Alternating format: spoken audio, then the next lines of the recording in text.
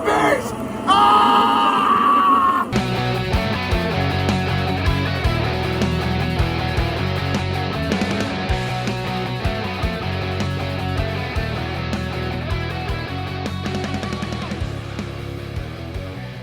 Hello, and welcome back to another episode of Not the Bees, the Nicolas Cage filmography podcast. I'm Megs.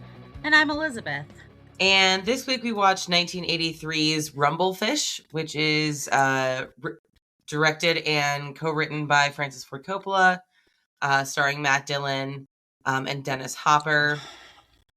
In Tulsa, Oklahoma, Rusty James is the younger brother of the Motorcycle Boy, a legendary figure amongst the gangs in the area who brokered peace between them. He's also played by Mickey Rourke. The Motorcycle Boy has been missing for 2 months. Leaving the gangs to start to dissolve as heroin takes over the streets, while Rusty James tries to live up to his brother's reputation. Rusty James fights a rival gang leader and gets the upper hand, but is distracted by the Motorcycle Boy's return, causing him to be wounded.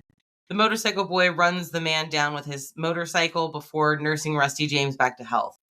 Rusty James's awkward, nerdy friend Steve helps the Motorcycle Boy, but is wary due to his rumored insanity, similar to that of his long-absent mother.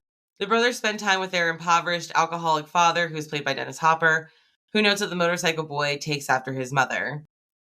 Rusty James quits school after his fighting gets him suspended and cheats on his girlfriend Patty at a party hosted by his friend Smokey, who is played by Nicolas Cage.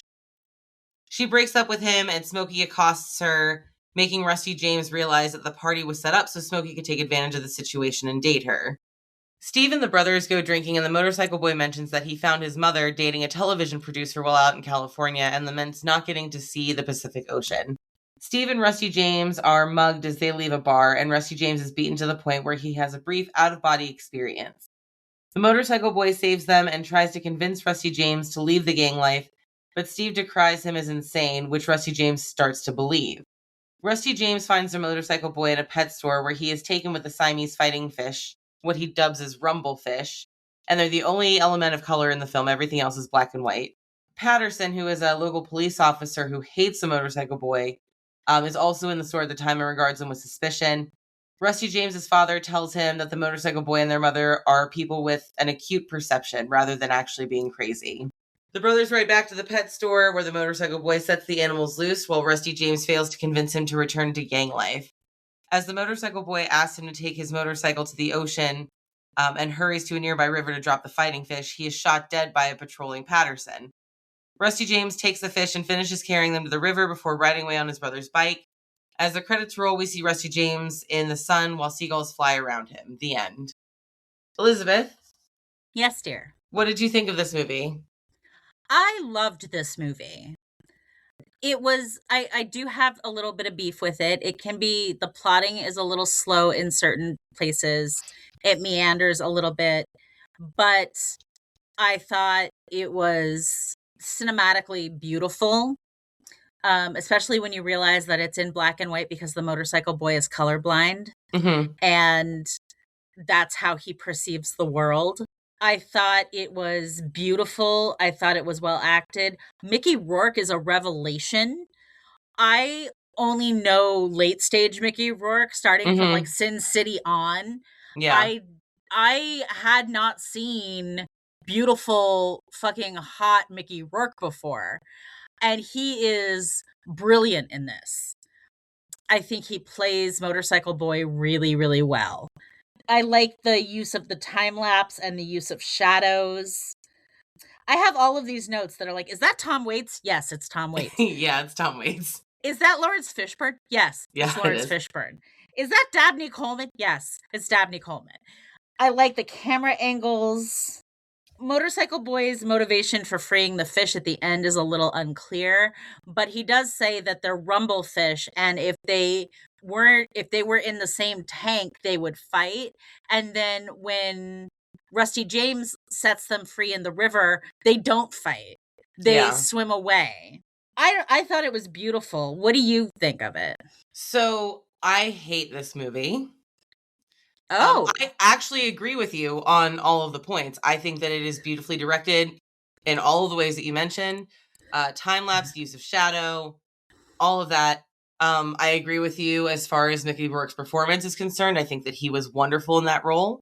Everything that you liked about the film, I also like. However, and so I did not read the Rumblefish book by S.E. Hinton, but I did read the book The Outsiders by S.E. Hinton, and I also watched the film The Outsiders, which was also co-written by S.E. Hinton and Francis Ford Coppola, and came out the same year. And this movie is the exact same thing. So, like, I'm not losing anything by not having read that book. And I am a snob. I think that the books are always better than the movies. Coppola is not a writer. He is a director. And this movie is beautifully directed. It's very poorly written. Outside of Mickey Rourke and Dennis Hopper, the acting I thought was terrible. I thought it was, especially on Matt Dillon's part, incredibly forced. And I came to a realization, because this is the youngest I've ever seen him in anything, that he has played the exact same character in every single movie he has ever done since this film. And it's always an over-the-top, unnecessarily dramatic, whiny bitch who's not getting his way and nobody pays attention to him. Like, the only point of him. Like, that's fair. There's absolutely no depth to his character. And the other characters that were in the movie, there's so much going on. There's so many people moving, so many moving parts. There's not a whole lot of areas where there's dialogue outside of Rusty James being involved. And I didn't appreciate it. It felt forced. It felt fake. It felt like it was his first day and he was working with Francis Ford Coppola. Okay. But every single scene with Dennis Hopper and Mickey Rourke was breathtaking. The emotion was palpable. It was tangible. It was sincere, the interactions between them. And it was the only really watchable parts for me of the film, if I'm completely honest, because it felt like it felt like this movie didn't know what it was trying to do. It felt like it was an art film that was also supposed to be like a story about gangs and like violence, and also to a degree a kind of ballet. And I don't think that it meshes very well together. I think it's beautifully directed. I think it's poorly written. I think it is poorly executed as far as the acting is concerned. So I did not enjoy this movie. I agree with you on Matt Dillon's acting, although they make a point of saying throughout the film several times that he's an idiot. Yes. That he is dumb as a post. Yes. And Nick Cage even tells him at one point, like, nobody would follow you into battle. If the gangs were still around, nobody's going to follow you like they follow Motorcycle Boy because you're stupid and you would get everyone killed and no one wants to die. I'm so sorry. I would like to make one addendum to my previous statements. That scene at the end when he pulls him outside and like Rusty James wants to fight. He wants to scrap outside, and Smokey's like, he's lighting a cigarette. All presents. Yeah. And it's really unfortunate because Cage is in this movie, but he's not very in this movie. Yeah. He kind of like puffs up like Lawrence Fishburne and or Lawrence Fishburne and Sean Penn, or not Sean Penn. Chris Penn. Who also only had like 2 lines, but he's, I don't know, like, unfortunate. Diane Lane could have been so much in this movie, and she just wasn't, because it wasn't written for her. Sorry, you were going to say something. I'm sorry. No, I agree with your points. I think that you make valid points. It's not terribly well written. The performance that Mickey Rourke gives transcends the material. Yes. And he's mesmerizing. I could not take my eyes off of him. He was fantastic in this. Yes. He had this very quiet solitude that just enveloped every situation he was in. Yeah. Just quiet, reserved. He never had to raise his voice. He never does raise his voice. He rarely physical. Yeah. Yeah. And he says the most beautiful things throughout the film. He is trying to be a good big brother, and he's trying to lead, but he's also, you can tell that he's drowning. Yeah. I think it's telling that we both agree so much and yet have so different opinions on this film. Yeah. And I mean, it's not that I don't love the film for the aspects that it does, but for me to really like fully enjoy an experience, like I need to be engrossed in it. I need to be able to not pick up my phone. I need to be able to like not wonder where my cats are and like take a minute to fuck off and go play with them because I'm bored. Like if you're pulling my focus in so many directions, like I'm going to give you your credit where it's due. And again, I think this movie is beautifully directed. I think like to me, it's just such a shame. Like it feels like a letdown to me that so much of it didn't like coalesce with the direction. See, and I am sitting here thinking this is probably my second favorite Francis Ford Coppola movie. Oh, really? What's your first? Yeah. Apocalypse Now, hands down. Oh, okay. So what would you rate this movie, Megan, given how much you disliked it? I don't know. I mean, I could probably give it a C because it was very beautiful. It was very beautifully done. And given the fact that like this was made in the 80s, it's still very clear. The use of shadows isn't overdone. It doesn't like blob out like, and I mean this film is obviously it's been remastered.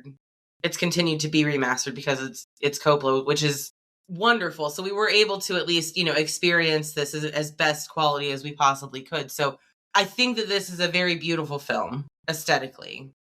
So I would give it a C because of all of the things that do disappoint me, because it's very half and half. Not because I think it's middle of the road, because I think half of it is wonderful and the other half sucks. And like split the difference for me. Yeah.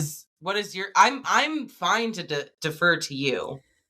I mean, I would give it an A. Okay. But we're so far apart, could we maybe come to a middle ground? Yeah, I mean, I'm assuming you'd like to go to a B. That's fine. We can do that. We can give it a B. I mean, it's a Coppola film. He's a brilliant director. Like, I don't want people to like listen. Like, people are going to get pissed at me, and that's fine. It's fine. It's fine. It's fine. It's fine. It's probably a very unpopular opinion. The man's not a writer. I've seen several of his movies. I don't think he's a writer. I think that he wants to write. I think that he likes to write, and I think that that's good for him. I think that if he were not as good a director as he is, that would not work in his favor. But he's an amazing fucking director. He has an eye that is like inhuman. So everything that you just said is the argument that I make about James Cameron. He's not a writer. Stop letting him write, especially dialogue, especially for women. I 100% agree with you. Like I James 100% agree with you. James Cameron is one of the most visionary directors that we have ever had. He is amazing. He's also one of the most progressive directors we've ever had. We have existing technology to make films because of him. What he can do technologically is astounding. But terrible writer. Same thing with George Lucas. George Lucas is a great director. George Lucas makes amazing fucking movies. Stop letting him write them. Thank you. So, I mean, like, it can exist, like, but I know that, like, Coppola is, like, the gold standard. So what would you give the caginess of this movie? I'm inclined to give him... See, when I watched this movie, I was very inclined to just call it a null because he had, like, 3 lines the entire movie. But the more I think about it, I'm actually inclined to give him a B. Just literally the end scene. Because he's become the adult in the room. Yeah. In relation to Rusty James. Because every single person in the room with Rusty James is the adult in the room. Like his nerdy friend Steve, who also honestly makes some bad choices. Let's be completely fair. But he is the adult in the room at the beginning. And then his brother becomes the adult in the room, along with his dad being the adult in the room. And then sometimes it's his girlfriend is the adult in the room. So I think that I would be inclined to give him a B. What would you be inclined to give him? I think a B's fair. Yeah. Well, there you have it, folks. It's a B film and a B cage experience. Thank you so much again for listening to this podcast. We really could not do this without you guys. We are, as always, on socials on Instagram at Not the Beast Pod. We're on all your favorite podcasting apps, including now YouTube.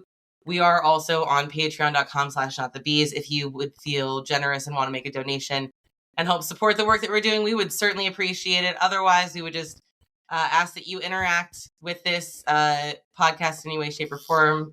Like, comment, share, whatever. Because we couldn't do without you. And we thank you guys so much for being here. But that's going to do it for us this week. I've been Megs. I've been Elizabeth. And we'll see you next time.